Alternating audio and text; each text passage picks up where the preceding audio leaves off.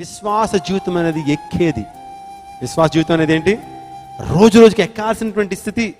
ఆధ్యాత్మికంగా నువ్వు ఎక్కాలా, ప్రార్థనలో ఎక్కుతూ ఉండాలా, ఒక్కొక్క మెట్టు ఎదుగుతూ ఉండాలా. ఆలోచన చేయండి. మొదట్లో నువ్వు వచ్చినప్పుడు ఒక అరగంట సేపు వాక్యం వింటమంటే నీకు చాలా ఇబ్బంది అయిపోద్ది. ఇప్పుడు గంట సేపు నువ్వు సునాయాసంగా దేవుని వాక్యాన్ని వినగలుగుతున్నావు. రక్షించబడిన తొలి దినాల్లో 5 నిమిషాలు ప్రార్థన చేస్తే నీ వెనకాల చాలామంది నిలబడినట్టు ఉండేది, అన్ని డిస్టర్బెన్స్లే. ఇప్పుడు నీ యొక్క ఆధ్యాత్మిక మెట్టు ఏమవుతుంది? నువ్వు ఎదుగుతా ఉన్నావు. అరగంట సేపు ప్రార్థన చేస్తున్నావు, గంట సేపు ప్రార్థన చేస్తున్నావు.